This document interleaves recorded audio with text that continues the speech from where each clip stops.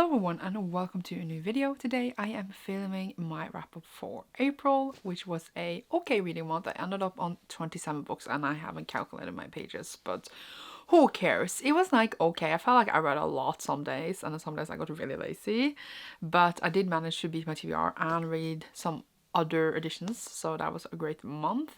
I did do Realm of Palm as well. Without further ado, I guess I need to talk about these books and try to be quick about it because we don't want to be here for 4 years. Maybe only 2, but not 4. The first book I read for the month was Secret Project 2 by Brandon Sanderson. This was released on the 1st of April for Kickstarter supporters, and I read it on my Kindle, and I still have not gotten my pretty copy, but there have been delays, it's fine.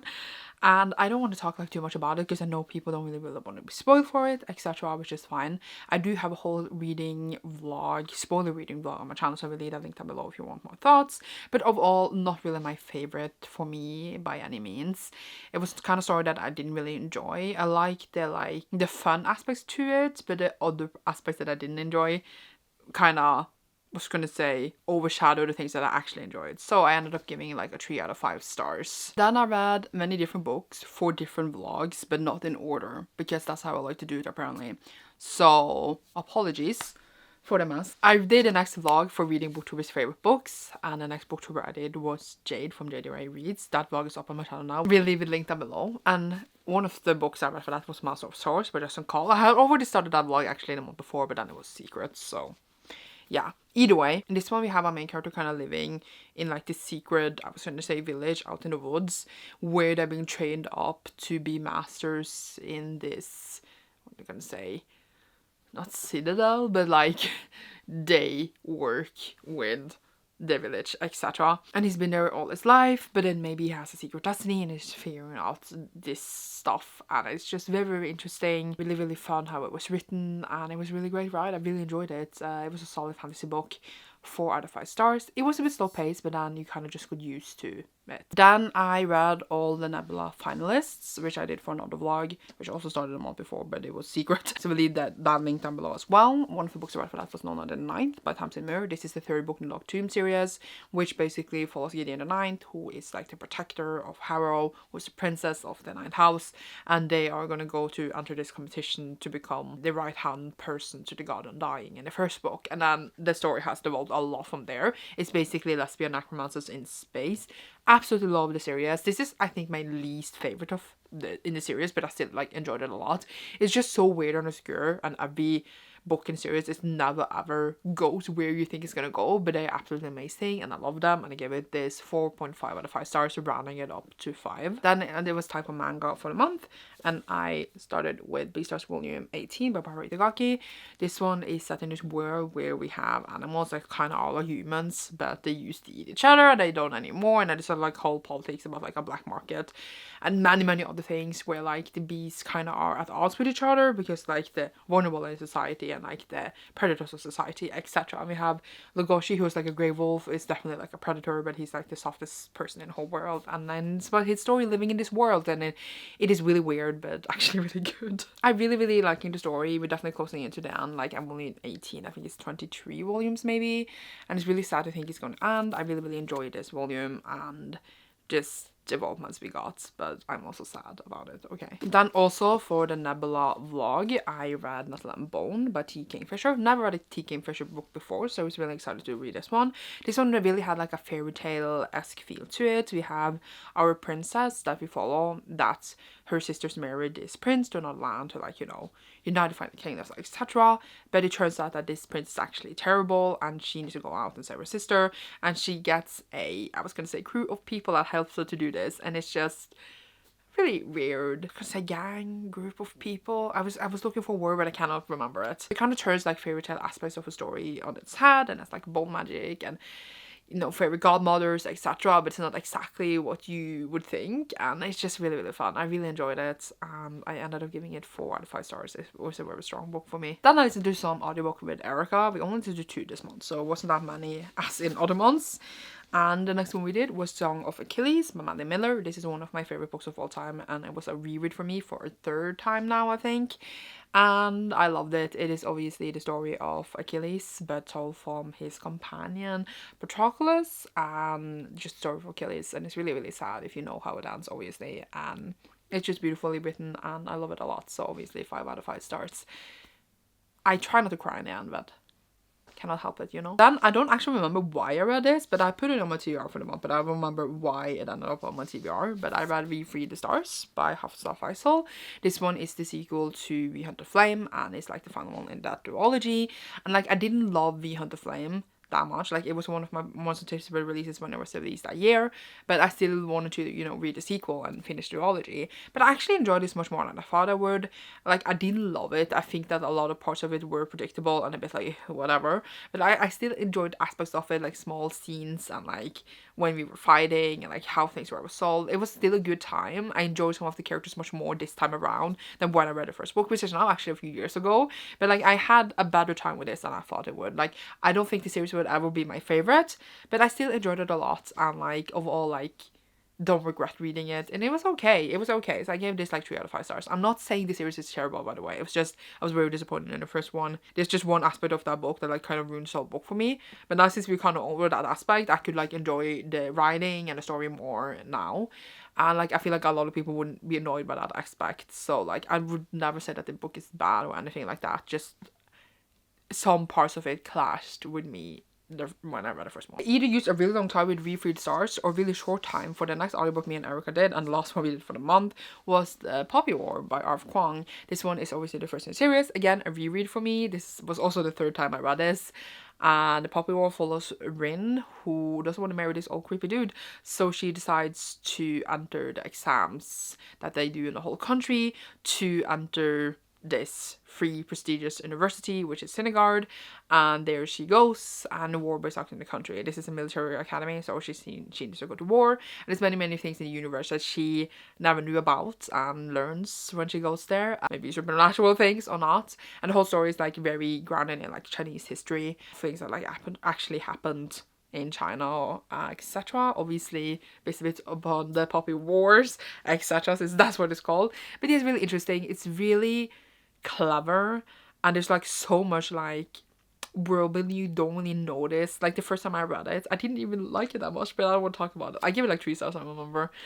And then like, I absolutely fell in love when I read the second book. But the point is that there's so many small parts that I now notice, because now I read it a few times. I know the small parts, like when they describe something, you maybe not think that that is a big deal, but then I'm just like, that's a really like very important world building that maybe you don't think that much about until later, but then you maybe already forgotten that you read it because it's like a small detail. I'm not saying it's like plot twist necessarily, but just the way that R.F. Kuang wrote these and world built the books is very interesting, that I noticed it really clearly this time around, because I could think on the small details a lot because I know what's gonna happen, and like I love the story so much, and I just never appreciated it as much as I did now, like this time reading it, because I was just like, dang, these details here that like you maybe not even notice the author put in so early on. It's just amazing. Like, they're so clever as well, and I could really appreciate that this time around even more so than before. And obviously 5 out of 5 stars, because it's one of my favorite books of all time, and every time I read it I'm reminded of how much I love it, and I would just reread it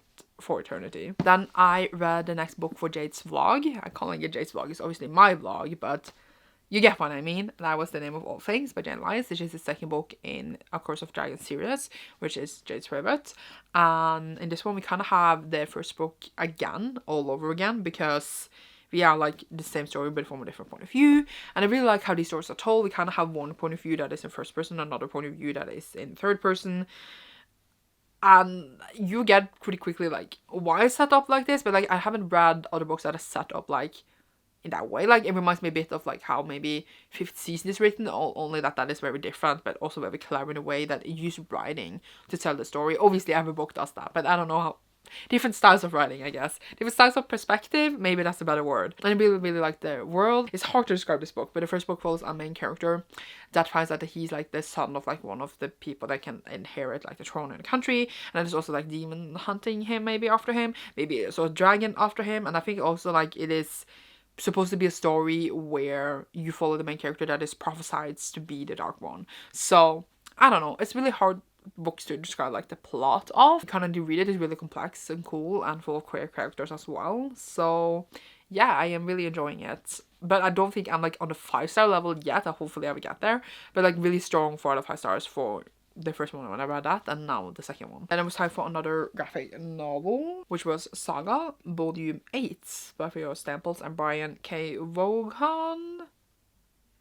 Maybe that's not how you pronounce that, but I continue Saga. I'm almost caught up actually, but that was because I took a 2-year break. Saga follows these two people that are from different species that have been at war like for ages, and they fall in love, and then people hunting them because they're in love, and yeah, that's basically the plot for the first one. And then in here we just continued the story. I think it was a sad one, but like it's just so intense. We never know what to happen. We meet like different creatures and species and just so many different things in this. It just feels like a vast adventure, and it's really, really fun. And I can't believe like how much it's packed into these, you know. They're not long and they read super fast, but so much is packed into them, and I'm really, really enjoying myself, so I'm excited to continue. The next book for Jade's vlog was The Black Hawks by David Ragg. This one just followed this main character that wants to go out of this, I was gonna say oath, so he gets a new oath to protect his prince, and then they kind of get captured by the Black Hawks, and stuff is happening in this kingdom, and you need to go around it. It's a bit like rough in the language, a bit like a rough crew we follow,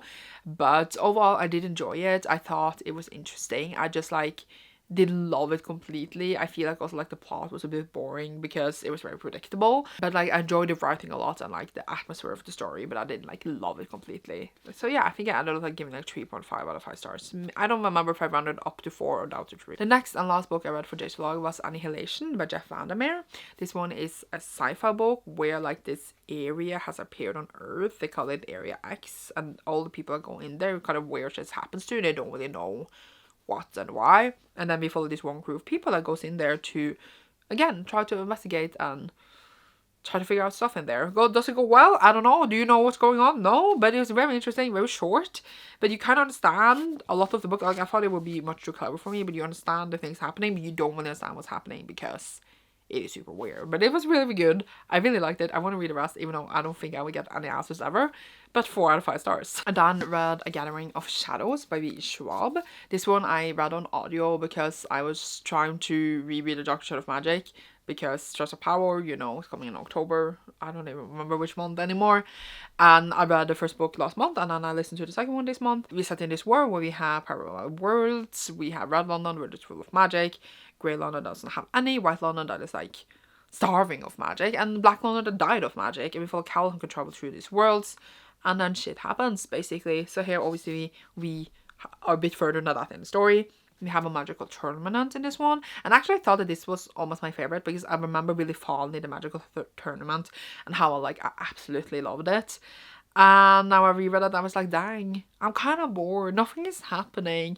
It was very much like setting up the third book and setting up the characters. It's actually not a lot of plot overall in the story. And I was just kind of annoyed.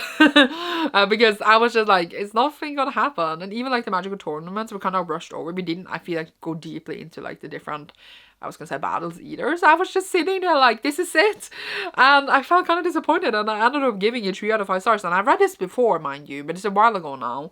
And I was just like, dang, I can't believe it. But I still love the series overall, and I still love Schwab.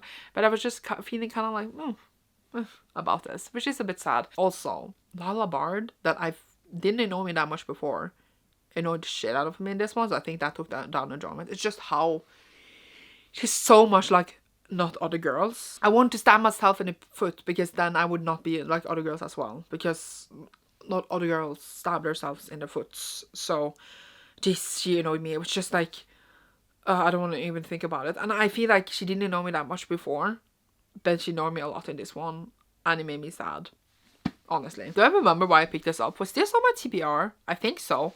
I hope so. I think it was. It was Strange the Weather in Tokyo by Hiromi Kawakami. This one was for Japanese books blog, which is now also out. We'll leave a link down below. It was a young woman that meets her teacher again, and he is like 30 years older than her, and I keep meeting this local bar that they have nearby, and then basically they fall in love and get feelings for each other.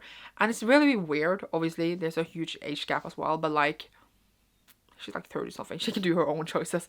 It's just weird. But it was because they kind of have like these episodes where like they do things together, and then yeah, but it's also very short. But it's just kind of, it was kind of touching as well. It was sweet but sad, and weird. I don't know what to tell you. I think I gave it like 4 out of 5 stars. Then I read Jurassic Park by Michael Crichton. This one was my Patreon buddy read pick for April and March and April is maybe the correct way to say it.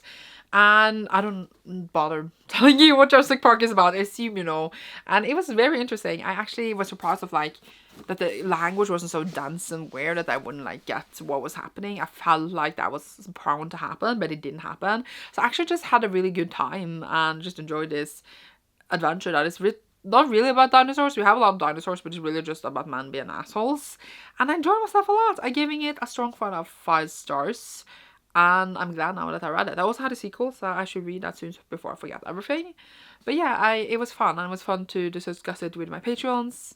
And had a good time. Yay. Then the last book I read for the Nebula vlog, excuse me, there was shit on the cover, is The Mountain in the Sea by Ray Naylor. So this one basically is humanity suspecting that octopuses in the sea has gained like intelligence, or not gained it but had it all along and lived in like really complex societies that we didn't know about. So we have like different people investigating into this and how their life is affected by this.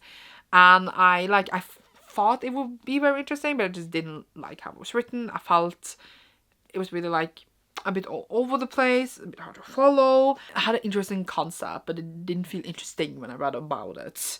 So yeah, I didn't hate it, I didn't love it, it was okay. I gave it like 3 out of 5 stars, and that's how I feel about it, I guess. Yay. Then continue a little manga, which was Jujutsu Kaisen Volume 16 by Yagi Akutami. We traveled so far in the series now. But yeah, basically follows Itadori that joins off on Jujutsu High, which is like a high school for sorcerers that learns to fight curses, and they use different curse techniques to fight them. And now we've been in this like kind of battle arc thing, and it's lasted 400 years. I'm like, can we get out of here? But I do believe I see people still talk about that era on like online, and I think like the English, at least like not translations necessarily, but like, these editions are like behind by a year. So I'm gonna be stuck for at least another year in this arc, and I'm just like, get me out of here. But yeah, it's not like I don't like it, it's just get me out of that arc. But it's still interesting and fun. I love the characters, I love everyone, and a lot of shit happened in that volume. Then I read Before They Are Hanged by Joe Abercrombie, which I was reading for Becca's catch-up book club, and I'm trying to read them every second month now. So obviously I didn't love the first book. I talked about it several times. I didn't even know what to tell you about it, but it follows like 3 different point of views, and they all like going through different things. One is a torturer, one is like a Northman, and he's like a known warrior, and I think another one was a duelist, if I remember correctly. And then we have this story where like they kind of connect, but not really, and we have like different things going on in like this land. Yeah, and it's like grimdark. It was okay. I actually enjoyed it more than I thought I would, considering that I didn't love their first book. I still felt like it was just not enough things happening to keep me gripped to the story. But I don't like think it's terrible either. But I know people like really love this series, and it's giving them like, it's a really high series that people really enjoy in like the fantasy area. And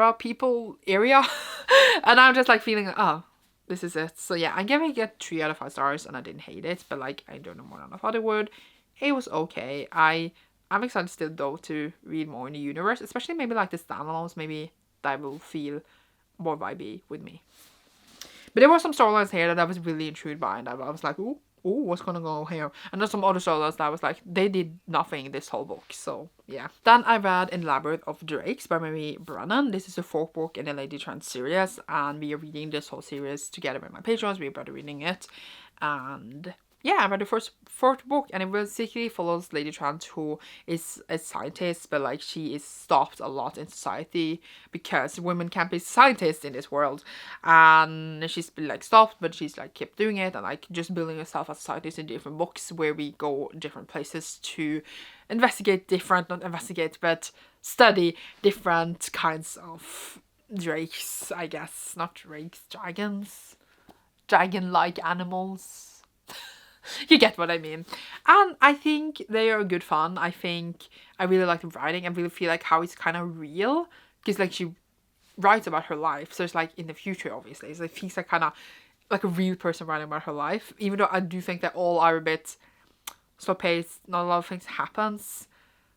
and just not enough dragons. But now the series has like grown on me and I'm enjoying it, but I'm not loving it as I thought I would. I actually don't remember the rating I gave it. 3.5 maybe. But yeah, I thought I would like absolutely love them, but I think they're fine and interesting and good, but not amazing. Then I read Whisper Me a Love Song by Eiko Takashima, volume 6. And I actually got a bit tired of the series, actually, I will be honest. It's basically these two girls start falling in love because one of them plays music. It's a bit like Given, the lesbians, but it's like not really, because this one is much more wholesome while Given is really dark and sad. But yeah, I was just a bit tired like the last two volumes. I was just like, I'm not interested. But this one was very sweet. I had a really good time with it. I really was enjoying like how the story was evolving and their relationship was evolving. But it was just something about the last two. It was just like, there's too many people I don't care about right now. But here, it's capturing my attention again. So I'm excited to read the 7th volume. And we shall see if it lasts a billion volumes. Hopefully not, because I feel like it's a story that doesn't need to last that long. I think by this point, I had finished my TBR after I read In the Labyrinth of Drakes. So now I was just reading stuff, which is good for me, but I was in the mood for smut, so I decided to pick up Sinner by Sarah Simone, which is the sequel to Priest. And they all like, I was gonna say religious religious smut, but not really. That sounded like a whole different genre, but kind of they have to do with religion, but then they won't have sex instead. So in the first book we have a priest, a Catholic priest that finds a woman he wants to have sex with a lot, so that goes the way that goes. And here we have a person who's going to be a nun, but then she wants to have sex before she takes a vow, so she has a lot of sex. And like, this is the brother of like the priest in the first one, and we follow the male point of view, which I feel like it's not that common in smart books. I feel like it's probably much more of that now because like there's so many coming out, but most I read has been from female point of view. I liked actually Priest a lot. I almost gave it 5 stars because I actually enjoyed it so much. It was just so much fun and I just enjoyed it immensely. It just had like some of the sex scenes there. I was just like, yeah, this is my vibe. These on the handle was not amazing. I just like felt the insta-love much more in this one, even though the first one definitely was insta-love as well. So I should give the same complaint to that one. But here was just like, it's been 4 minutes, guys. It's been 4 minutes. And you want to get married? I was like, jeez. And the sexy thing, I was kind of just like, I'm bored. So that was a bit disappointing. I almost like the anticipation for before they actually had sex more than the actual sex, which was a bit sad. And also like, I don't know, I was just like, So I give it 2 out of 5 stars. It's a bit disappointing because then I get the first one almost 5, and this one I was just like, it's too insta-lovey. I didn't like the sex as much as this one, but I am excited to see what I would feel about the third one. But I'm kind of disappointed because I loved Priest so much, and now I'm just in like here, did I love Priest? Or did I just imagine I loved Priest? Who knows, actually. I don't, apparently. And from Priest, we went to Untethered Sky by Fonda Lee, which is the news release by the author that finally arrived. I ordered it and it took ages. And this one is like obviously a short Tor.com novella.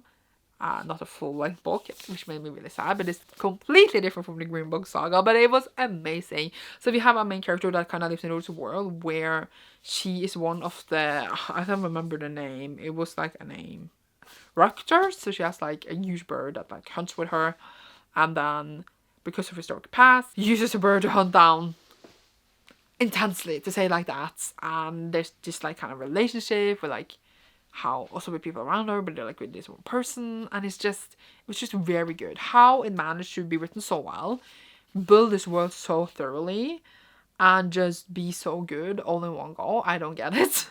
But I really enjoyed it. It was so different from Green Messiah, which was kind of like, the author is amazing. Mind blown.